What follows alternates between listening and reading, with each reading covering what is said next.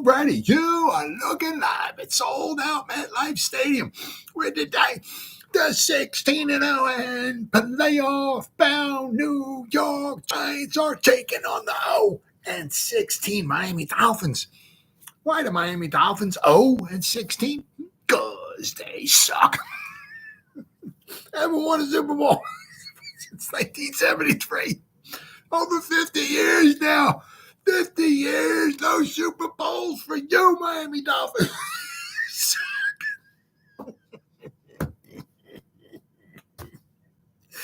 You suck. Welcome to the Gridiron. Every team sucks except the Giants. Well,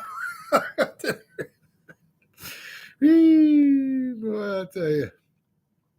Anybody out there, oh, it's going to spend a little bit of time with me here this evening. I greatly appreciate it. Thank you. Or if anybody's going to spend any time watching and replay this, once again, thank you so much. From the bottom of my heart, it means the world to me. I'm going to try to go about 30 minutes here tonight, shoot my mouth off for about 30 minutes. Anybody got anything to say, please feel free, fire away, throw it in the chat box. Usually try to check on the chat box, maybe like 5 or 10 minutes or so. So as soon as I see something in there, I try to respond to it as fast as I can. So please feel free, fire away. But so seriously, instead of me just, rambling on for half an hour, 45 minutes, or whatever it might wind up being, it's just nice to talk to another Giant fan. So once again, please feel free to fire away. Before we get started, Randy's here. What's up, good boy? We can continue. Randy's here. Before I get started, if anybody wants to help support my channel out, it would mean the absolute world to me. Description box below, the very top link in the description box takes you to my membership page. I got 3 different membership levels. The first one's called the Saquon. The second membership level I got is called the Lawrence Taylor. And the third one I got is called the Gridiron. Each one's got their own little perks to them. Oh, Mini G-Man, what's going on, brother? Hey, you catch me right in the beginning. Cool. Each one's got their own little perks to them. So if you want to help support my channel out, it would mean so much to me. And I thank you in advance. Thank you. If you are subscribed to my channel, once again, thank you. I can use all the support I can get, guys. But if not, please go down below, hit the subscribe button, hit that bell icon. That way, next time I go live or if I put a video out, you'll be notified. And it's free of charge. What do you got to lose, right? But if you are subscribed to my channel, thank you. Maybe give this video a thumbs up or share this video. That would be freaking awesome. And finally, also just a little ways down, there's 2 additional links. The top one's a Facebook link. I'll go over that one in just a second. The one underneath it, I'm an old-time fart. Can't stand change, right? I'm too much of an idiot to have to think and adapt and change, all that stuff. Leave it alone, right? It's a Twitter link. The link under it, it's always been Twitter. It'll always be Twitter. I'm one of them get off my lawn type old-time farts, right? Get off my lawn. Get off my crabgrass. Right? Just don't be changing stuff up on me. I'm too much of a moron, all right? I don't have to think and all that, all right? It's a Twitter link. Follow me on Twitter. I'll follow you back. That's an absolute promise. I try to put Giants-related stuff in my Twitter account every day, right? And then finally, the link on top of it, it's a Facebook link. Takes you to my Facebook group. It's called the New York Giants, the Gridiron. It's my Facebook group. It's doing simply marvelous, might I add. We have over 8,600 members in the group. It's called the New York Giants, the Gridiron. Basically, if I'm alive and breathing, and if I have internet access, I'm putting stuff in this group darn near 365. And not only do I put stuff in this group, but the members post stuff in this group as well. So between me and the members, there's a ton of New York Giants information going in this group every day. It's called the New York Giants Gridiron. It's my Facebook group. Please join it. You won't be dissatisfied. I promise. All right. Well, we got a lot. We got a lot to talk about here. There's a lot of nice little articles and stuff like that. But let's not forget. Let's say the 16th. 13, 14. So Tuesday, the rookies show up. So we got a couple days in the rookies. I mean, not that I don't think there's going to be a whole heck of a lot going on or not like that. But, dudes, it's almost time for training camp. And then the following Tuesday, that's when the veterans show up. So you have the rookies and the veterans. And I believe the 24th would be that Wednesday. And then it's on. Right? Then it's on. Right? I mean, we got the 3 preseason games. We got the couple scrimmages with the Lions, and guys, it's football, 24/7, 360, not 365, 20. Man, guys, we're that close, Man, it's a great time of year, ain't it? I absolutely love it. All right, well, Tiki Barber. He's not. We got to find the article. I got 704,000 tabs open up here. All right, here we go. Giants legend is worried about Daniel Jones. He might not be ready to return. Ooh. Giants have to figure out if quarterback Daniel Jones is the long-term answer in 2024. Ain't that the truth? You got to figure. I mean, it's not many. I mean, if you go back, and just, I don't know how many lives he has or whatever, but especially in recent history, you got to think long and hard. I mean, once again, my head would explode if I have to actually try to think. So that's not a good thing for me, right? But I mean, if you had sat down and come up with a nice list of quarterbacks that they were on the same team going into their sixth season, right? 19, 20, 21, 22, 23, 24. Sixth season with the same team. And they're like, well, we're not sure if he's our quarterback. Maybe. Well, I mean, God, holy, he must have like rabbit's foots up his ace. He must have 4-leaf clovers in his front pocket. And I don't know. He must have like 9, Cat's got 9 lives. He must have like 20. I mean, not many quarterbacks, get 6 years with the same team. Now, obviously, it's poor offensive line play, no number one wide receiver. He got injured, and obviously it's the same thing. But you also think about it too. He's gone through. This is his 3rd coaching staff, right? Because came with Shermer, right, and then Judge, and now with Dable. Usually, one of those they want to bring in their own quarterback. Right. So for the fact that he's his 3rd season with Dable and all that, but there's not many quarterbacks out there. 6th season with the same team. And they're kind of like, well, I don't know. Maybe he's a quarterback. If we give him a number one, he could be, maybe. But he's got it. You got like a couple years and, holy cow. They're ready to throw the towel on. But good old Tiki here. Jones has to stay healthy and prove that he can run Dable's offense efficiently. But Giants legend Tiki Barber is worried that Jones won't be ready at the start of the season. I'm still worried that Daniel Jones might not be ready for the start of the regular season. Barber said on Thursday via the Fan Sports Radio. Joe Shane said it out loud on Hard Knocks. What if our quarterback isn't ready for the start of the season? Jones is recovering. Well, that's why they got Locke in there, right? Jones is recovering from this torn ACL, blah, blah, blah. Most players recover from that injury in 6 to 9 months. By week 1, Jones will be about 10 months post-surgery. So, I tell you what, once again, I'm not, there was a video out there. He was doing some drills outside. And, he looked like he was, he put on some muscles. Let me tell you, ain't guaranteeing nothing. But, he looks like, he put on a little bit of weight. He put on some muscle. So, his recovery seems to be going well after participating in 7-on-7 drills. Though Barber likes what he's seen from Jones' recovery this summer, he still isn't confident in him. I saw Daniel a couple weeks ago. He looked great, Barber said. Big, strong, strapping, running around, always working out. He looked good, but looking good in no pads is different than being on a football field and being aggressively pursued by defenders. That's true. That is true. I hope he's ready, but in my mind, I can't help but think that he might not be. Ooh. The Giants signed, obviously, got Drew Lock this offseason to be his backup. We've also explored trading up for Drake May. Well, of course, that didn't happen. Next spring, the Giants could be searching for a new quarterback if Jones doesn't perform well. So he's got obviously a few things, he's got to show that he can stay healthy, and he's got to perform that, he's got to show that he can perform. Now he's got a new shiny toy to play with.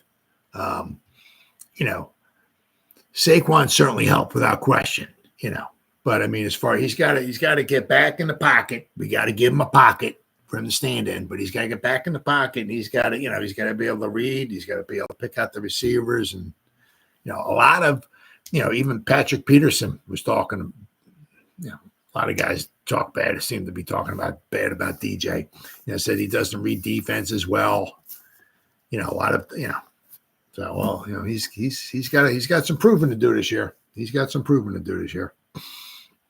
Then of course, you always got this here, man. It's I've even seen this one before, right? NFL Insider could see the Giants in a market to sign a rival quarterback. Ooh, this is Kevin Hickey from Sporting News. The upcoming campaign is going to be a vital one for the direction of the Giants. Specifically, all eyes will be on performance of Daniel Jones, who's coming off a disastrous 2023 season. Despite being the second of a 4-year contract extension, there's an out for the Giants after this coming up season. Thus, the Giants could be again in the quarterback market if things go poorly. As such, Dan Graziano believes the Giants could be among the teams in the market to court rival quarterback and Dallas Cowboys starter Dak Prescott. Ooh, I seen something like this before, but it says a partial list of teams that could be looking for new starting quarterbacks next spring includes the Raiders, the Giants, the Jets, depends upon, Aaron Rodgers, right? Saints, Steelers, Titans, Rams, and Seahawks. Yeah, that's cool. There would absolutely be a market for Prescott, who led the NFL in touchdown passes in 2023 with 36, if he's available. Now, the thing is, obviously, the one thing is with the Cowboys, right? Something when you draft good, you got to pay the piper sooner or later. And, whether you like Dak, whether you think he chokes in the big game, whatever he did, whatever, I was a 4th round pick, I think it was. Not a bad 4th round pick. The problem is that when it comes time to pay the piper, unfortunately, the salary cap for quarterbacks is just right. Then, of course, you got some guy like ABCD Lamb, right? And then you got Micah Parsons, who's probably going to want, I don't know what, $30 million, I don't know, whatever, right? So you're talking well over $100 million between 3 guys. Now, of course, if you sign one guy this year and space it out a little bit or whatever, and of course, you give a guy, if you sign Dak, you give him a nice signing bonus, you can spread that out. You can take his first year cap hit and bring it down, so you're not paying him $55 million. You might only be paying him 25 or 30. You know what I mean? So, but that's one of the problems, boy. When you got a few studs and they want to get paid, if you don't pay them, somebody will, as we found out, like with Saquon. Right? All it takes is one team with some money. Okay. And that's all it takes. So the Cowboys, they're a little bit of a pickle here, but Graziano ultimately believes Prescott and the Cowboys will come to an agreement on a new deal. However, there's still a world where Prescott hits free agency in 2025. If he does and the Giants decide they're out on Jones as a future quarterback, the front office will have to consider signing Prescott in free agency. The contract will be massive. Yes, it would. It would most likely come in the $50 to $55 million range annually. Absolutely. That's a steep price to pay for a quarterback who has struggled in the big moments come playoff time.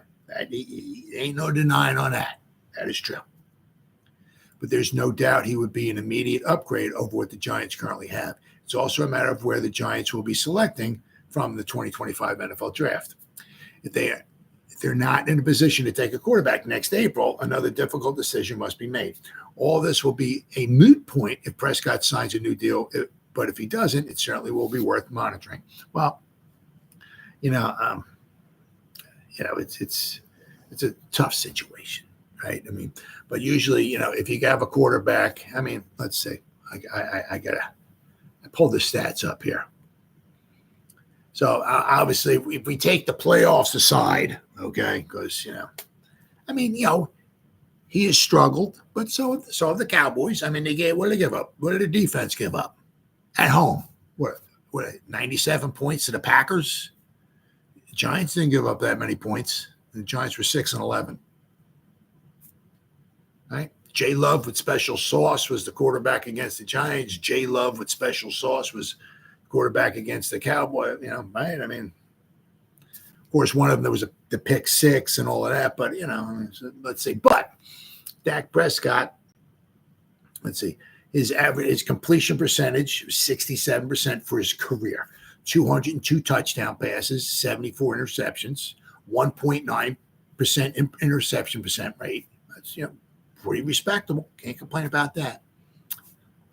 He had let's see, 2022 was not very. He had 15 interceptions, but last year 36 touchdowns, 9 interceptions. He threw for over 4,500 yards last season. His 8 years. 1, 2, 3. He's played 8 years. He has almost 30,000 yards in 8 years. Right? So last year he completed 69.5% of his passes. Completed 410 out of 590 passes. I threw a lot of passes last year. Wow. 2 years ago, he completed 68.8% of his passes. Not 2 years ago. I'm sorry, 3 years ago, 2021. 4 years ago in 2020, he completed 68% of his passes. His first year in the NFL, he completed 67.8% of his passes. 2018, 67.7. Now, he's always had good wide receivers, though, too. Now, you also have to start putting all of this stuff together, right? He's usually had a decent offensive line, usually had a nice running game, and he's always had, it was 1 or 2 years he had ABCD Lamb out there and Amari Cooper. Before ABCD Lamb, he had Amari Cooper, so he's always had good wide receivers that throw the ball, so he's always had a good, team around him. But, I mean, he's he has produced. Some of those numbers are pretty good. The thing is, for the Giants, if they were going to sign him, they'll be paying Daniel Jones if they let Daniel Jones go, they'll be paying him 20-something million in dead cap money, and then they'd be bringing in Dak Prescott. But I'd have a hard time seeing the Cowboys. I mean, they got a quarterback that can put up those type of numbers. I don't know. Let them go. I don't know. Who are they going to get then? I don't know. I don't know. So, be tough. I mean, who they're going to let it. We got between ABCD Lamb, Parsons, and Dak. They're going to want to get paid. You gonna let them go? I don't know. That I don't know. I highly doubt it. But once again, big year for Dak, and it's going to be a big year for Daniel Jones. That is for sure, without question. All right, then we got next. Seeing this here, 5 recent New York Giant draft picks we wish the team never made. Well, they don't go back that far, I don't think, on this list here. The first one they're talking about here, this is what? G-Man HQ, who wrote this here? Desmond Novak. Said the Giants 100% got these picks wrong.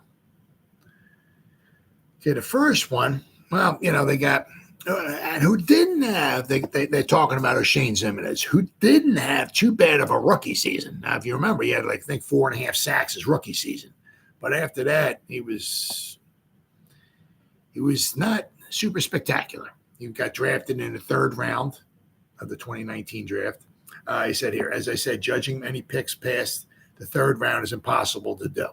So some gems can be found. For example, in the 3rd round of this year's draft, Bobby, we're talking about, right, in this draft where we drafted Ximines, okay? Bobby Okereke, okay, was in the 3rd round. Terry McLaurin, Deontay Johnson, and others were taken. So Bobby Okereke was taken in the 3rd round of this draft, right? So there are some gems out there.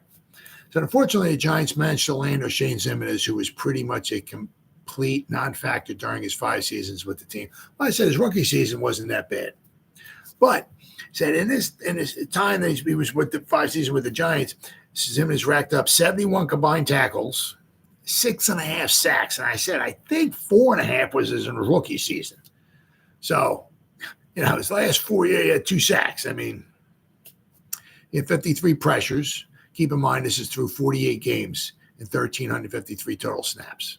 To put this in perspective, Max Crosby, who was taking 11 picks after Ximines, once again, for the hearing impaired, Max Crosby, who was taken 11 picks after Ximines. Could you imagine having Crosby?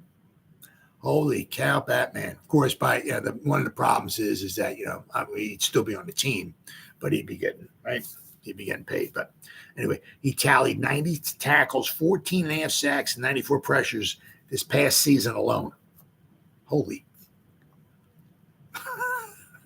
So there are some gems out there. We can't give Gettleman too much flack for this pick, as again, it's a third-round pick. So, however, it feels like most guys taken in this range became at least a solid backup player.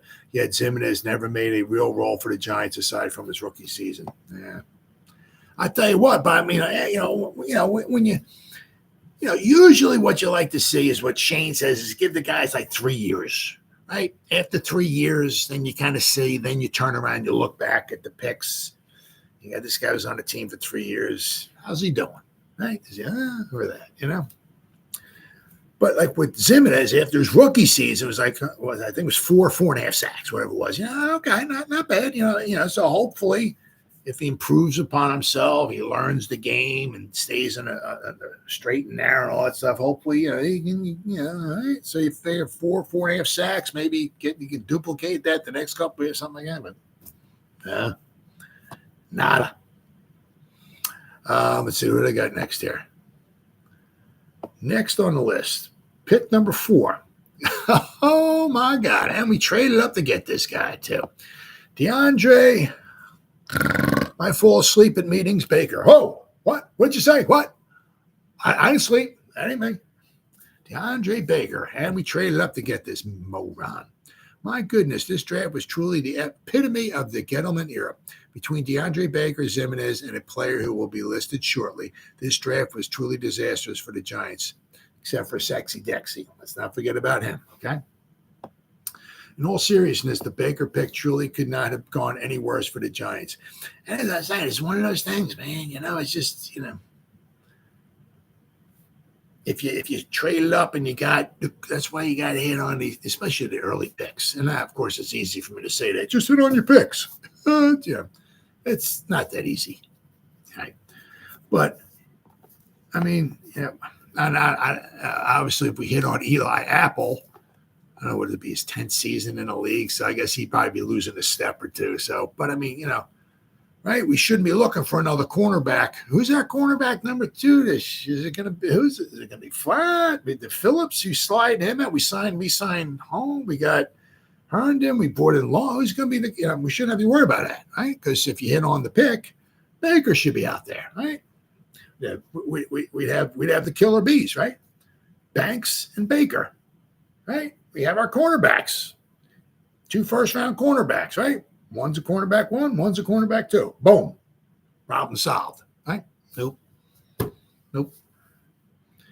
When you make a boo-boo at the wheel and you pick and you trade up the back into the first round to get DeAndre Baker.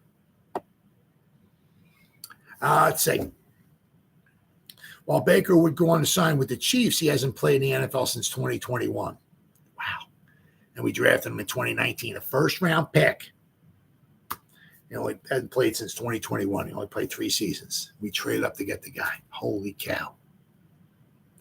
During his rookie season, Baker wrapped up 61 combined tackles while allowing 49 receptions on 79 targets for 808 yards and 8 touchdowns. Dude. So basically, 49 receptions, so that would be, if my math is right, 1 out of every 6 receptions he gave up 1 for a touchdown. Right? Racking up 9 penalties in the process as well, too. Between Baker and Eli Apple, holy. The Giants have done a horrible job of drafting. Now, not that Eli Apple, okay, the thing that pissed me off about him is you got guys, teams drafting you. The Giants actually drafted you right in the top 10, and then after that you went to the Saints.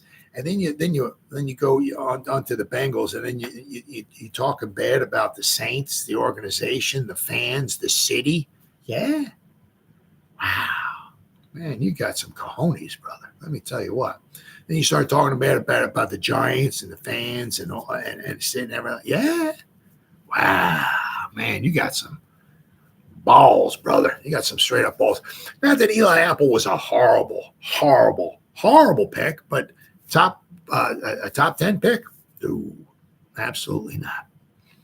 You know, whatever, third round pick, fourth round pick? Yeah, oh, sure, absolutely. I mean, not that he couldn't play. He could play. He just, when you look at him, it's like, hey, he was picked number 10. It's like, you know, so of course, when you tag the number 10 on him, right? It's like, oh, he sucks. He's not, you know. But I mean, if you look at him overall, he's not unbelievably horrible, right? It's just that, you know, I don't like guys that, you know, just, you know, don't be teams that actually paying you money and fans who are cheering for you and cities and stuff. Don't be talking bad about that, you idiot. That's why you gave up the winning touchdown in that Super Bowl. Good. And you're on the cover of Sports Illustrated giving up the winning touchdown pass. You know why? Because you suck. You moron. All right, so then the next one, good old DeAndre Baker. You know what a pick. Recently, Baker has been tearing it up in the UFL, though, being selected to the all-UFL team for his level of play and even earned a workout with the Cowboys recently. Perhaps things can turn around for the 26-year-old, but it still won't change the fact that he was a terrible pick for the Giants. All right, next, Evan Neal. There you go, picking on Evan Neal. There's still time for Evan Neal to turn things around, as the former Bama Beast is entering just his third season as a pro. Even with this in mind, though, Neal has been less than ideal as the franchise tackle he was supposed to be. Yep. But he's got to stay healthy, okay? And now maybe we could get some good coaching with him. Maybe Carmen Priscilla. He certainly does not have to, let's make this guy, he's got to be a top 10 No. Can he be serviceable? Okay. Right. Can he stay healthy? That's a big thing.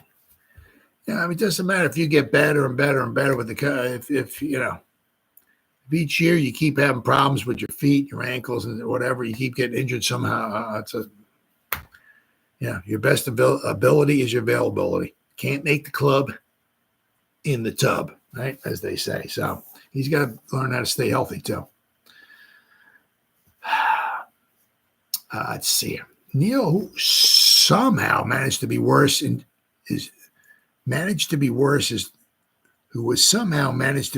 Trevor Penning. Penning joined the club of smaller school tackles who was physically impressive but disappointed in the NFL.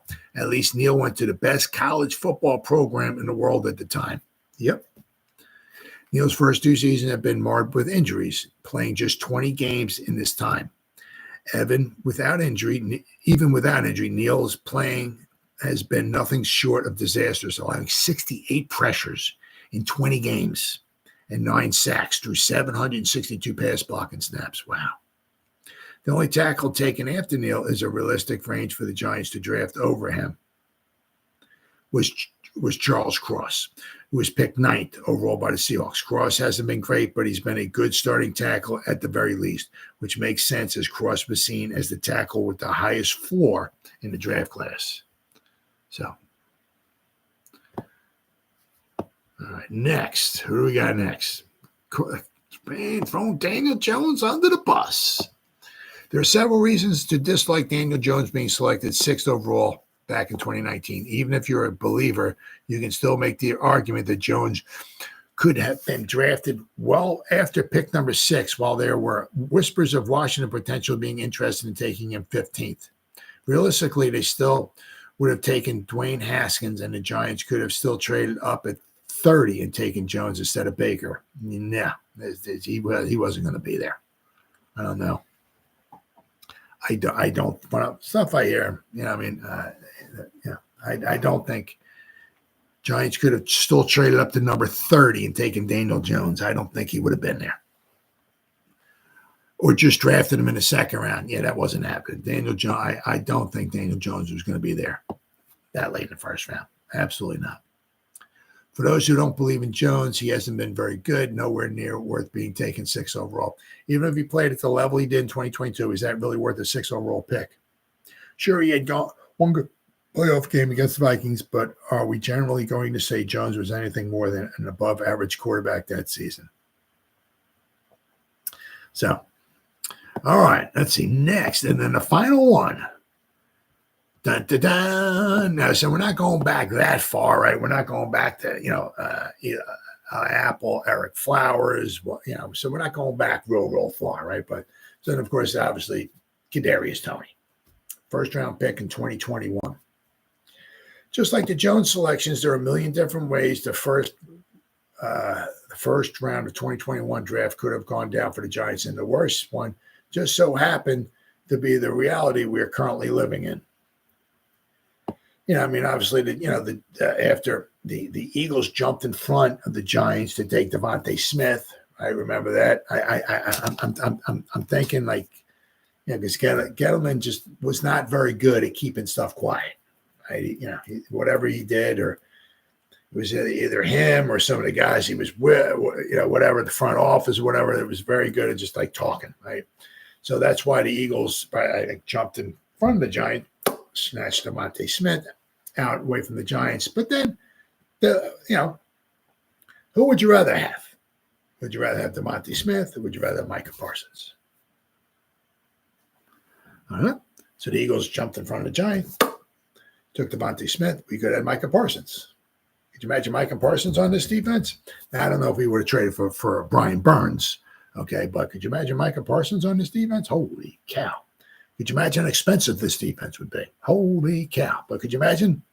Holy cow. Could you imagine? Just like in the, right? Could you imagine? Once again, if we had Micah, but we're not bringing in Burns. That's not happening. But could you imagine Bobby Okereke, right? Sexy Dexy, Micah Parsons, Isaiah Simmons, Brian Burns, Kayvon Thibodeau, could you imagine those six guys up there? Holy. Whew. But so we could have stayed put and taken Micah Parsons, but we traded back and that was just because they jumped up, right? Then they took Fields, right? He's not, the Bears traded up, grabbed Fields. He's not there no more, right? We traded back and we got Toney. He's not there no more. So that was just goes to show you, because you pick somebody in the first round does not mean that they're a home run, right? Oh, man. So entering the 2021 draft, the Giants held the 11th overall pick, putting them in the range to draft someone like Micah Parsons or Rashawn Slater. Yes. Forget about him. Two of the top players at their respective positions. Yes, I forgot about Slater. Don't forget about him. Yeah. However, instead of drafting either of them, the Giants made a trade with the Bears. Could you imagine if the Giants had Rashawn Slater, right? So the Giants made a trade with the Bears, saying they're picked to Chicago for the 20th overall pick and a 2022 first rounder. Right? Now, on paper, was a great trade. We all know the Bears weren't going to be good with a rookie, Justin Fields, running the offense, and they weren't, which netted the Giants the fifth round, which netted the Giants with the fifth pick in the 2022 NFL draft, landing us, so we did get Gavon out of it. So, right? So we can't be too pissed off about that, right? Tibbs is a great player, but man, it hurts not to have either Parsons or Slater. This is all without even mentioning Kadarius Toney. Had he panned out, the Giants could have looked past missing out on an all-pro player, but he didn't. Not only was Toney bad, but he was problematic and couldn't stay healthy, leading to him being traded for a third and a sixth-round pick in the second season. That's just like straight up embarrassing. When you're a first round pick, and you can't even make it through two seasons with the one team, they trade you away. Really, somebody needs to, go up to him and say, dude, they just drafted you last season, first round. Now they're trading you away. You might want to think about that. There's a reason why, okay? But the young Joker, is that what his name is? So some guys just don't seem to get it. So those are some pretty bad picks, but they didn't go back too far. They only stayed within the past, to 2019 or whatever it was. So, but talking about, I don't want to say bad. Certainly don't want to say bad draft picks. He's turning out well for another team now. So I got three guys we're going to go over here.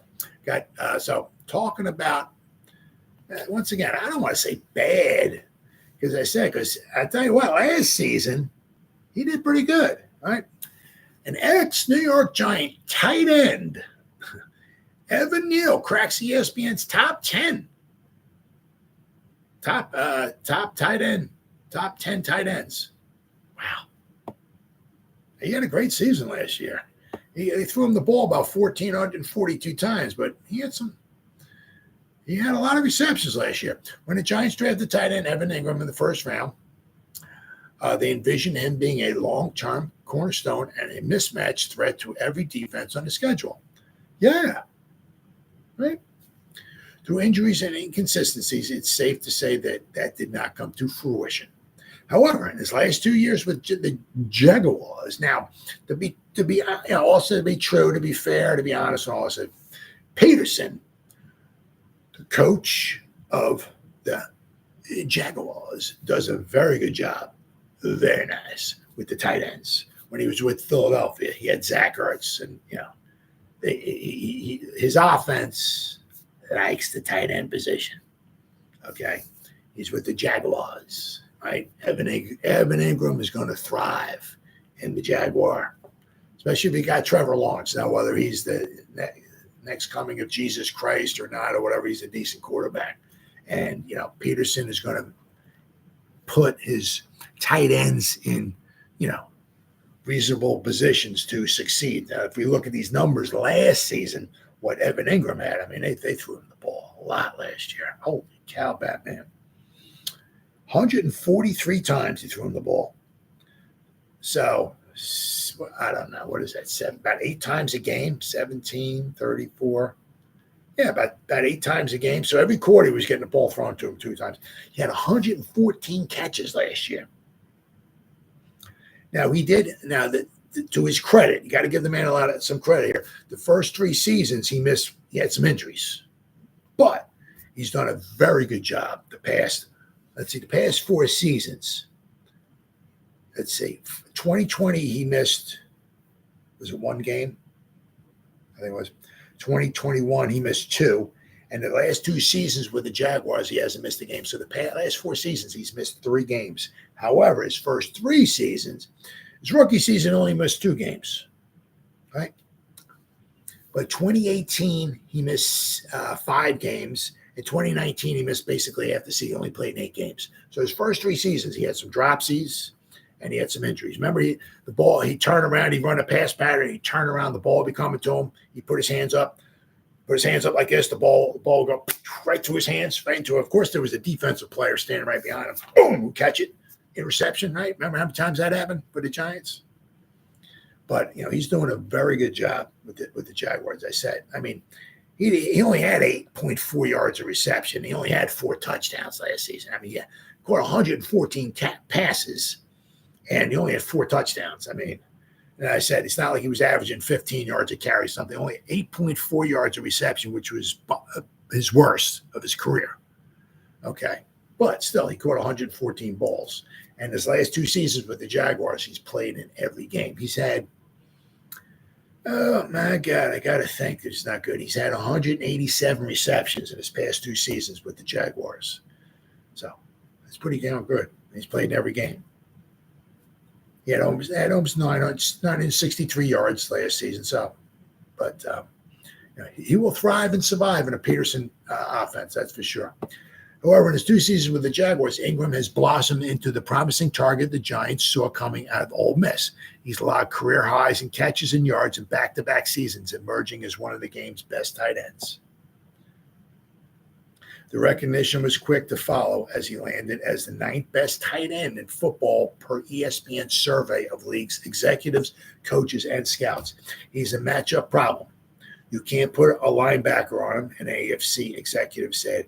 You put him on a shallow crossers and get the ball out quickly in space or on screens, and he can do some damage. Opinions are split on whether the Giants should have moved on from Engram after 5 seasons of largely underwhelming play, but there's no denying he'd been a boost to the New York offense in the post-Darren Waller era. Oh, yeah. Oh, I'm sure if Dable had him, I'm sure, we get him the ball.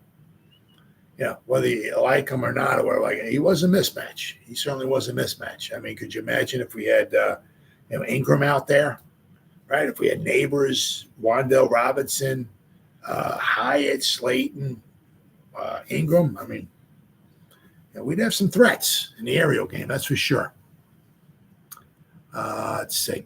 After decades coaching legendary talents in New York Giants linebacker, that's something else.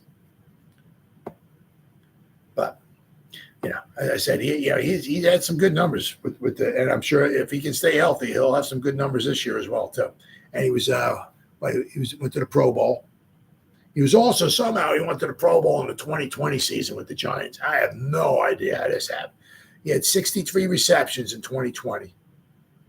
He had one touchdown pass, one touchdown reception. He made the Pro Bowl. I don't know how that happened. That I don't know. The other 3 seasons before that with the Giants, he had 6 touchdowns, he had 3, and he had 3. He never made the Pro Bowl. In 2020, he had 63 receptions, 1 touchdown, and he made the Pro Bowl. So let's see what we got here. And he's making a decent amount. He is making a decent amount. I think he's making like $13 million a year. His average salary is 13.7. So good for him. The one thing is what the Jaguars are doing with him is they spreading out his contract. Let's see, he's there for another 2 more years. Then in 2026, 27, and 28, they got 3 void years added onto his contract. So they'll be paying him for a little while. So they paid him his money, but they're spreading it out over a nice long, like 6 years. So his cap hit won't be that excessive in any of the years. I mean, in 2026, he's going to be an unrestricted free agent, and his cap hit is going to be $9.5 million, and he won't even be on the team. Then in 2027, when he'll be possibly removed from the team for 2 seasons, he's going to have a cap hit of $4 million. I mean, it's one of those things. It's like the Eagle way of doing it. Oh, Jersey guys, hey, what's going on, buddy? I mean, it's kind of like the Eagle way of doing it. Obviously with the void years. If it works out for you, good for you. Good for you, right? But I mean, somewhere along the line, you have to start paying the piper, right? And I said, I in the Facebook group, I saw this chart that had the Eagles. The amount of void years, the amount of money they have in void is like I think it's like over $350 million they have in void years on contracts. It's like, so the Eagles see, right, that that they got that Super Bowl window, right, and Harry Roseman's doing whatever he can, just keep bringing in talent, right, to try to make it where they get to the Super Bowl and win a Super Bowl, right? I know the Saints did that for a while when they had Drew Brees. Eagles were built short term. Oh yeah, I said somewhere along the line, they're gonna have to start paying the piper. The one thing is that they bring it. They got the talents, especially on the offense, right? But I don't know how their depth is. I mean, they've been relatively lucky. Good for them, right? At staying healthy, so if you got all these stars and they all stay healthy, I mean, toward the end of the season, you're going to probably be, in the play for something, for the playoffs or what, they got smoked last year, but I mean, he's pushing all the chips in the middle of the table, and so it's still working out. But somewhere along the line, he's going to have to start, paying for it. But how much between Hurts and Barkley? Well, the thing is that if you look, I mean, you look at their let's type this out here. Let's see here. Philadelphia Eagles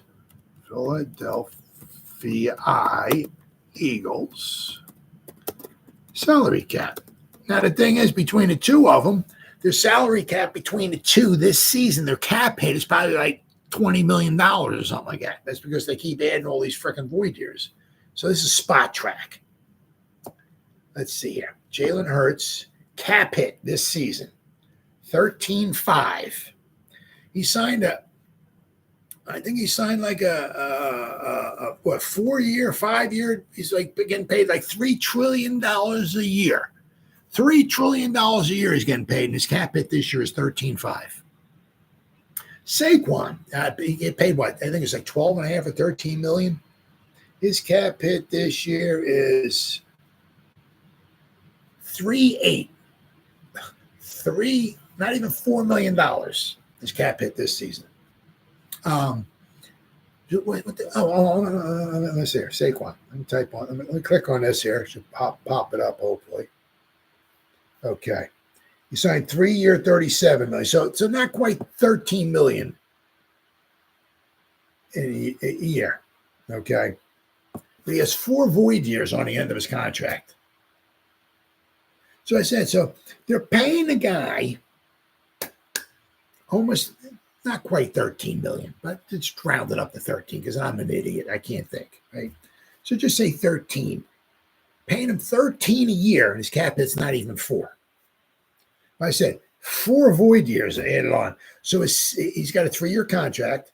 1, 2, 3. So it's like a Bobby Bonilla deal. Yeah, man. I don't know if you. Bobby Bonilla with the Mets, right? He hasn't played for the Mets since like 2005 or something. Wow, something like that. But they're paying him to like 2035 or something like that. They're paying him like almost $2 million a year for like 30 years or something. Anyway, so Barkley's 3-year deal has got 4 void years on it. 7 years. His 3-year deal is going to pay him out in 7 years. So that's Barkley. Let's see. So Barkley's 2027. He'll be unrestricted free agent. His cap hit. And once again, I'm sure they'll do something. I don't whatever. His cap hit. It's unbelievable. It's $19 million. $19 million. The first year won't be on the team unless they resign him. But $19 million in cap hit for Saquon Barkley, and he won't be on the team. $19 million. That's just first year. Then it's a $6.5 million, then a 4.1, and then a 2.1.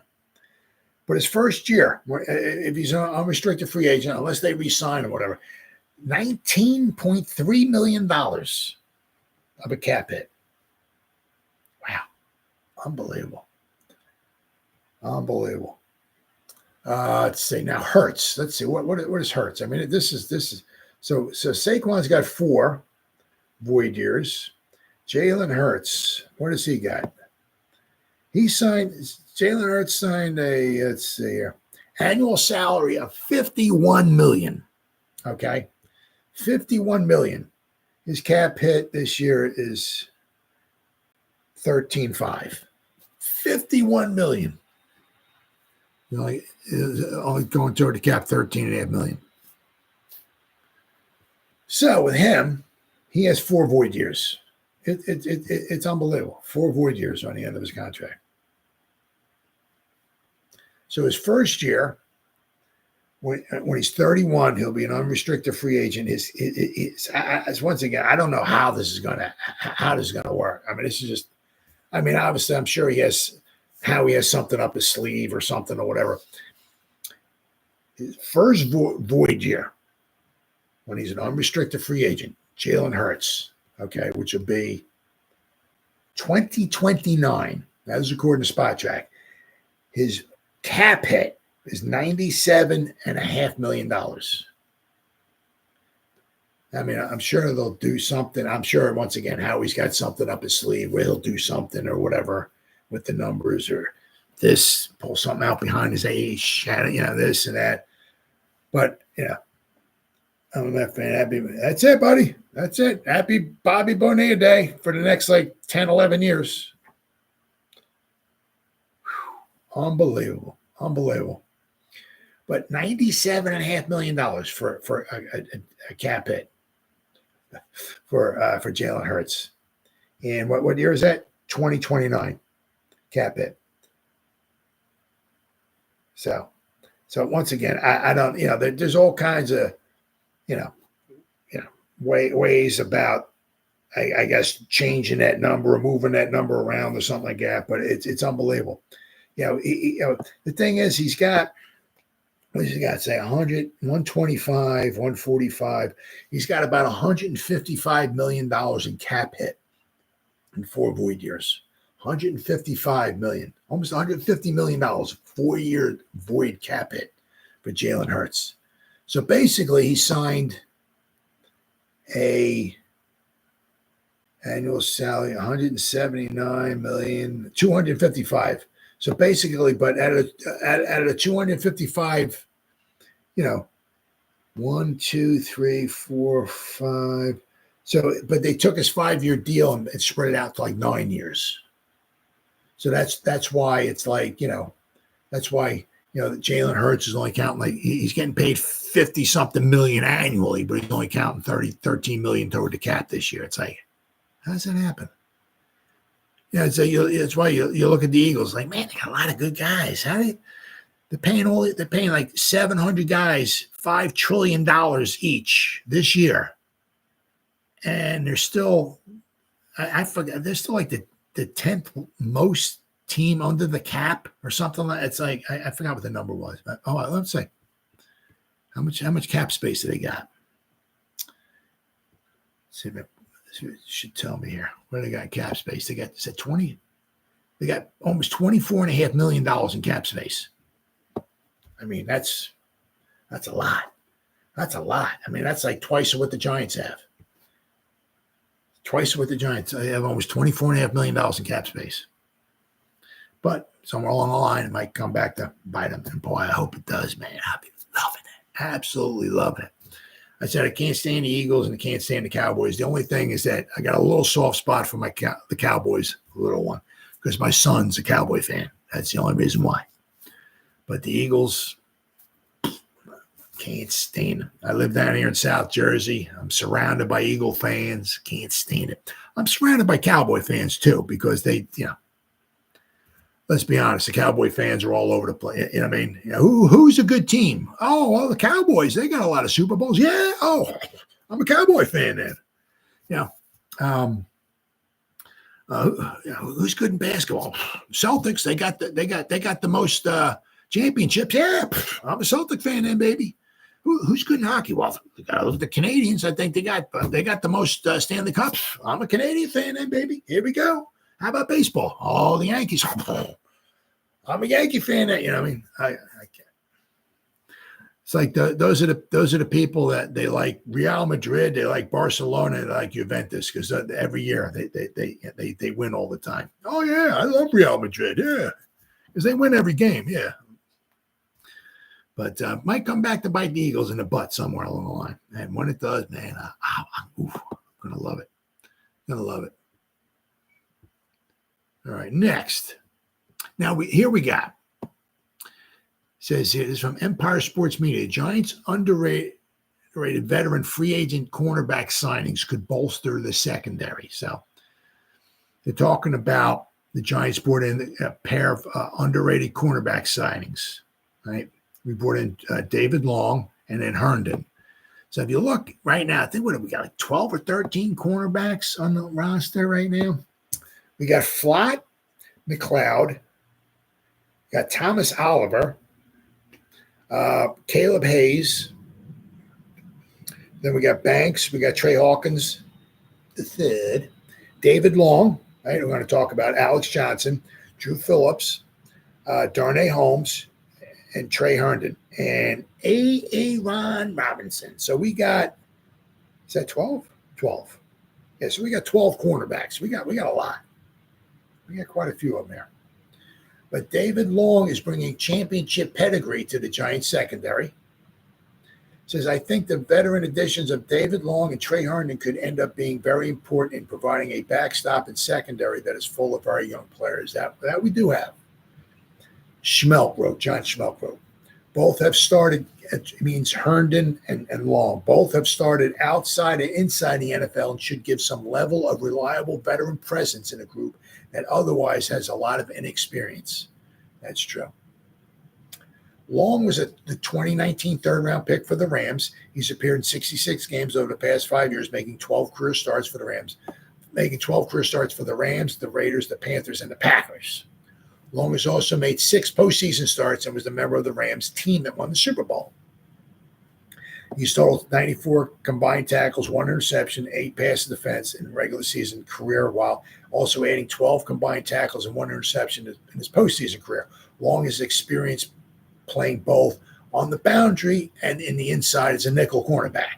So that's good, right? Then we got Trey Herndon, has plenty of experience under his belt as well. Herndon, similarly to Long, has experience playing both inside and outside, which is huge because you want that flexibility. He signed with the Giants earlier this offseason after working out for the team during the minicamp tryout. Yeah, they brought him in, he worked out, and they were impressed. So welcome aboard, brother. The 28-year-old cornerback was an undrafted free agent signing with the Jaguars back in 2018. He played 83 regular season matchups, making 34 starts across his 6 seasons in North Florida. Herndon has totaled 233 combined tackles, 3 interceptions, 32 pass defense in his career. He also has experience playing on special teams, which could become a valuable trait this summer as he competes for one of the Giants' available roster spots. Absolutely. You need guys, obviously, on special teams who can tackle. That's for sure. Giants are banking on youth and potential to pan out in the secondary despite a lack of experience and proved talent in the starting lineup. If the going gets tough for the Big Blues youngsters, Long and Herndon will serve as a solid insurance plan in the secondary. Absolutely. Oh, yeah. It's that. Obviously, you always want to obviously have that type of experience back there. Oh, yeah. We need experience. Oh, yeah. Oh, no, I saw your comment. Jets. That's right. Yeah. The thing is that they drafted the guys, and we'll have to wait and see how they flourish in Bowen's system. The interesting thing is, if you watched Hard Knocks, they were talking, I forgot Shane or Dable asked Bowen, what do you think about Simmons in this defense? He's like, I look at him, what he said, I think he said nickel or he said corner for first and second downs and money backer on third down. The thing is, that was before the draft. So if they have him, they have visions of Simmons being like the corner or the inside cornerback, right? Where does that put Flott and where does that put Phillips at? But that was before the draft. So I'm kind of interested to see now because we drafted Phillips, and from what I'm hearing, they want Phillips in the slot and then maybe Flott outside. But where is that going to put Isaiah Simmons? Is he going to push him inside? I mean, if the other team goes 4 wide, that would work out well. But it's going to be interesting to see what happens with Simmons, where they want to put him. Because I said that Hard Knocks, as so far the first 2 episodes has been before the draft. I mean, they were at the combine and all that, but they didn't draft nobody yet. So they didn't draft Drew Phillips yet. So it'll be interesting to see. But they drafted Flott. They brought in Phillips. Obviously, they got Banks. You want to see what those guys can do. But what you're saying, if things don't go well, you certainly want to have some good, at least some experience back there. That's for sure. Now with Long and Herndon, I don't know how long. Don't forget about Trey Hawkins. Can he improve a little bit? Last year. I'm also want to see if Javarius Owens, safety, can he get on the field this year? Bowen's conventional 3-4 doesn't yeah. Well, because what he was talking about, he's like, 3-4. So we're going to 3 defensive linemen, 2 edge rushers, 2 inside linebackers, and 4 guys in the secondary. Well, who are the 3 guys going to be in the dirt? That's what I want to know. I mean, who are going to be? You have who's the 3 guys in the dirt? I mean, you're gonna have Dexter Lawrence, Ryder Anderson, and Nacho hands in the dirt, and you're gonna have Kayvon and Brian Burns as the edge rushers.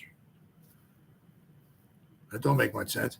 Oh, the guards, not your father. No, can't be a father's 3-4. Can't be.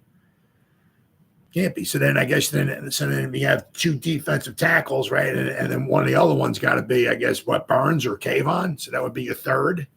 Yeah. And then maybe if you have Kayvon in the third, you got, Nacho and you got Dexter. Then you got Burns as an outside, and maybe Isaiah Simmons could be the other one, or that's going to be interesting. Yeah. Oh, no. Jim Burt was over the center. I mean, that was it. Him in a shirt, right? I mean, you look at it, the 6 was over here and the 4 was over here. It's like, right? Man, he used to stretch the crap out of that shirt. Well, that's so nobody could hold him, right? I'm sure it must have worked pretty good. That was a strat. I said the 6 was over here and the 4 was over here. So it was almost like one was on each boobie. It was like nothing in the middle. Right. All right. So we do. So we got a couple guys, and I said this also goes back to the thing with Xavier Howard, right? Was he like 31 or so? One of the articles I read the other night said that the Giants are a favorite to bring him in. So we got like 12 guys. We got 12 corners. So I don't know. There is obviously you want the balance. You want you got to have some experience there in case something happens. But then also the Giants did draft some of these guys, so they want to see if any of these guys can work out too. Who do we have? Do we have the cornerback number 2 on the roster? Right? Do we have that? We got Dolly Parton. Okay. No. Yeah, Dolly. Oh yeah. Oh yeah. Big booby Dolly. That's for sure. All right, and finally here, the Giants. Giants get a little bit of love here, and not only get some love. Let me tell you, they got here PFF's 32 highest graded linebackers in coverage. Coverage, though, not overall, but coverage includes 2 Giants. But not only the top 32, 2 Giants, but the top 32 have 2 Giants in the top 10. Interestingly, the Jets have the top 2 corner coverage linebackers, according to PFF. That's all I'm going by. That's all this article is going by. But the Giants got number 10. There is no 9 because I think Simmons is tied with somebody for number 8. So we got the 2 of the top 10 coverage linebackers. Not too shabby. Not too shabby. So that's why I guess one of the reasons why you can see Bowen maybe wanting Simmons. Hey, put that mofo out in coverage, man. The dude's if you can ever carve out, a role for that guy, right? Pick number 8 overall. Wow. I mean, got talent, athletic. Salah won't know how to utilize. Yeah, but they got the top 2. What are we at here? There we go. So let's say for years the Giants struggled. Oh my God, Emmy, it's like for years. It's like we played the Cowboys, right? And you thumb through the newspaper. You look at the box score after the Giants played the Cowboys, and it's like, how did Jason Witten have 17 catches against us?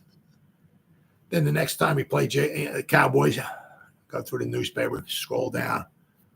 How did Jason Witten have 16 catches? I mean, how come we can ever we can't. How come? Do we have anybody that covers it? Do we even know there's a tight end on the field? I mean, what's going on? Oh,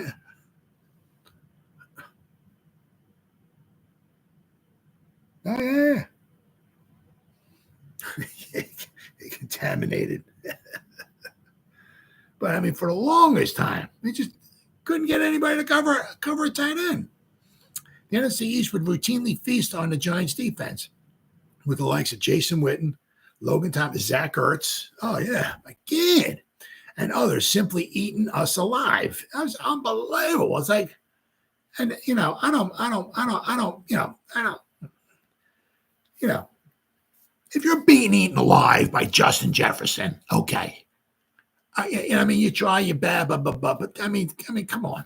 We can't cover Jay. The guy's going the Hall of Fame stuff, but really, we can't find somebody to cover this. Cover it. Come on, man. I can see if he catches 4, 5, 6 passes. Something. Why does he get like double digits again every time? Are you kidding me? It's like every year we can't cover a tight end. What is going on? No problem, Newman. Oh yeah. Yep. So we might get some learning, problems with him. But I got, I don't know. I just for the stuff you hear and all that. Maybe not this year, but it looks like he might be a decent safety for us going forward. I'm pretty excited about having him in there. Once again, we've done pretty good. In the second round drafting safeties. We have done pretty well. Landon Collins, right? Xavier McKinney. Of course, those two guys left for greener pastures, right? Collins got a big deal, right? And of course, Xavier McKinney, he got a big deal. So hopefully one of these years we can draft the safety, keep the safety, develop the safety, and pay the safety, right? Going down would be a long-term problem. Yeah. That has changed in recent seasons and even become more of a strength than a weakness in 2023. That was primarily due to the addition of veteran Bobby Okereke and the unique talent of Isaiah Simmons, who are each among the league's best linebackers in coverage. When it comes to PFF's grading system, it's far from the final say. Yeah. In player evaluation. It's just a single metric with data points that are relatively easy to understand. Even easy, I can understand them. That's what I like about that. When a player is performing well, the PFF grades generally reflect that. Right? Below, you'll find PFF's 32 highest graded coverage linebackers from the 2023 season with a minimum of 152 coverage snaps. So, obviously, Bobby Okereke was on the field for 100% of the plays, but it just goes to show you Isaiah Simmons was on the field for a decent amount of the plays as well, too. It says, here's a look at PFF's grading system to provide some context behind the numbers. If you grade from 80 to 89, you're high quality. 90 and above is elite. So 80 to 89 is high quality. Well, as I said, number 10. Where are we at here? No, that's 23. Number 15, number 12, number 10. Bobby Okereke, 82.5. So he's in that, he's in that second. He's not a 90 and above, but from 80 to 89 is just, I'll take that 10 ways to Tuesday. So his coverage grade, 82.5. You got to love it, 82.5. Then tied for 8th because there were two guys. Right, number 8 is Isaiah Simmons and Jaelan Phillips. I guess that's how you say from the Patriots. They both graded out 82.7. So Isaiah Simmons 82.7, Bobby Okereke 82.5. So we got two really good coverage linebackers. Gotta love it. Now, of course, I said so. We got the top 2, Quincy Williams. 88.7, and C.J. Mosley, 90.6. So he's the only one who has an elite coverage grade, 90.6. Holy cow. Yeah. And you wonder why, one of those reasons why, when we played the Jets last season, they didn't want Tommy Chicken Cutlets throwing the football. I think he threw 9 passes or something like that. How many tight ends won't be Newbins. Oh, only problem with Newbin is he's a rookie. Newbins. No. I got you. I see what you're saying. Oh, yeah. You have some learning curves there and all and everything. But as I said, let's see what Phillips can do. Let's see what Newbin can do. Right? You're going to probably have some learning curve. But, we're starting to add some pieces here, right? Let's see how hopefully we can, got Banks, right? You got to be excited about Burns, Dexter Lawrence, Kayvon, brought Isaiah Simmons back. You got Bobby Okereke. right? Let's see what Phillips can do. Let's not forget a Pinnock. All right. I mean, I'm excited about Newman. We got some pieces. You're not going to have 11 Hall of Famers on defense. It's, the NFL doesn't want that. But, we're slowly but surely adding. I said next year, if we can add like a tackle next to Sexy Dexy or something like that, this could be a pretty nice defense. That back here on the perimeter. Well, there's guys out there. There's certainly guys out there. I don't know. Is Stephon Gilmore still available? There are guys. Howard, we're talking about Gilmore. There's guys out there. Some of them, and I don't blame them, right? Especially the older ones.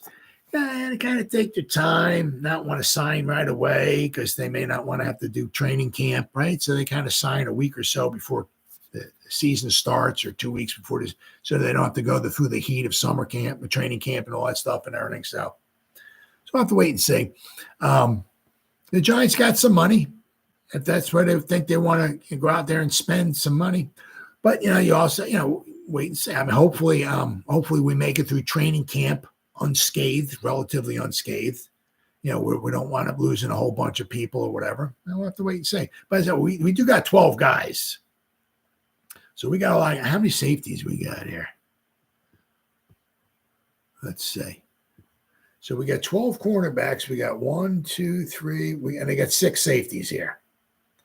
So we got, Newman and Pinnock, Jalen Mills, and don't forget about Belton, Elijah Riley, and Javarius Owens. So don't have a ton of experience back there. So, could be interesting to see. Did the Giants add anybody? We'll have to wait and see. Yeah. Peterson. Oh, yeah, Peterson. Yeah.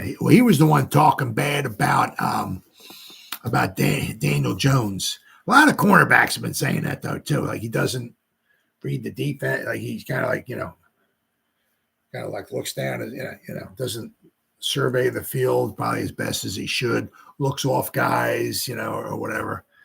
I know the one guy, I can't remember what his name was, the one guy that picked the pass off last season, the Seahawk guy.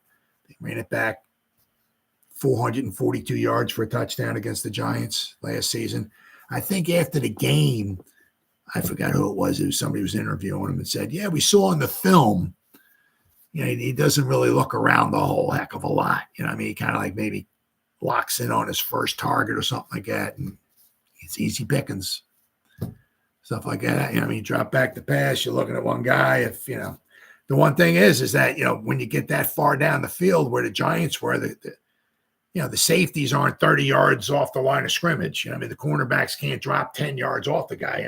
Everybody's pretty crowded together. So if you're dropping back the pass and you're kind of like looking at one guy, whoever's covering him can't be too far away from him. That'll be the guy be outside the end zone. So a lot of guys have said that about Daniel Jones, but Peterson certainly was one of them. Well, actually, Peterson, I think there was an article I read the other day.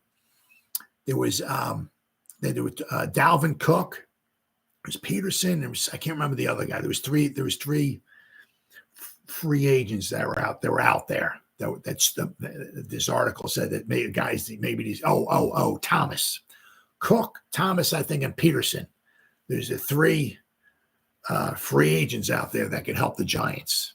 They said to bring in Dalvin Cook, and I said Thomas. So Jones is a mobile Dave Brown. Dave Brown, boy, I'll tell you what, we traded away our first, 93? Our first pick in 93, the 93 supplemental draft, I think it was. So it was to get him. He had a long career, though. He wasn't bad as a backup. If he had to be your backup, that wasn't bad. But yeah, remember Danny Canal, right? Kent Graham, right? Dave Brown, that era after Phil Simms left, right? We had, was it from, like, Phil Simms was in 93, I think it was. So like 94, 95, 96, 97, 98, because Collins came in 99. So you had like those 5 years or so there. We had the Dave Brown, Danny Canal, Kent Graham era.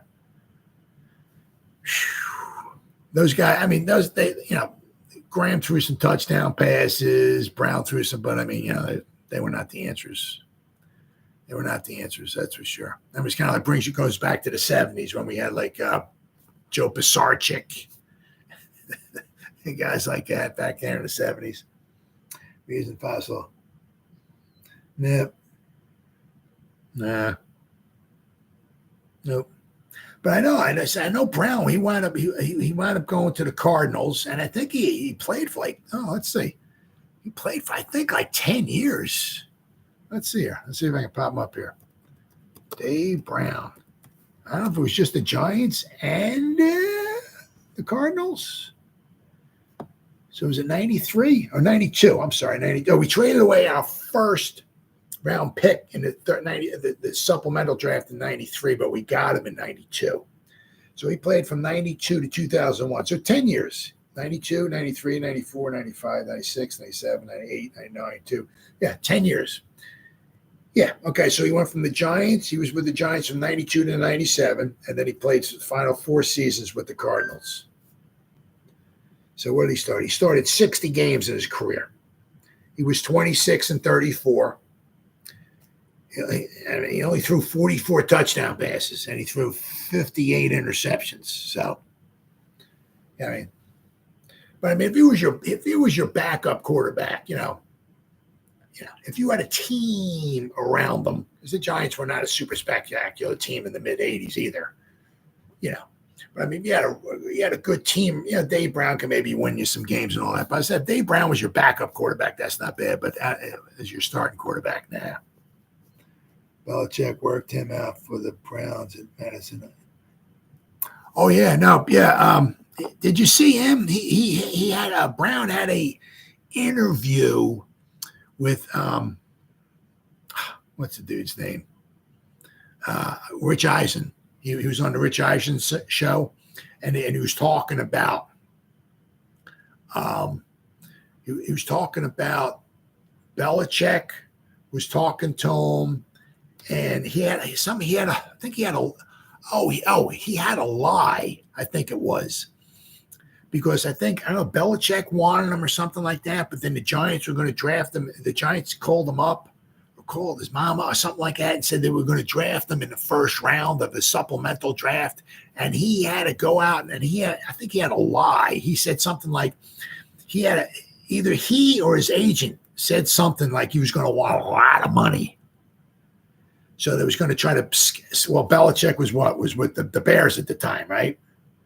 Not the Bears, the Browns. Started with a B, right? With the Browns at the time. So either he or his agent said something like, I'm going to want a lot of money. So he was trying to scare them off from picking them so he could go to the Giants. So, but no, yeah, you're right. I forgot about that. Yeah. Dave Brown, right? All right, guys, been 1 hour and 18 minutes. Whew. Well, Vinny G-Man in Jersey, guys, good talking to you, man. Good talking to you. Thanks for staying up with me. It's after midnight. Thank you, guys. That's fantastic. Thank you. So whoever spent any time listening to me live, thank you. Or if anybody's going to spend any time watching the replays, once again, thank you so much from the bottom of my heart. It means the world to me. As always, you guys stay safe out there and go Giants. Woo! Oh, yeah.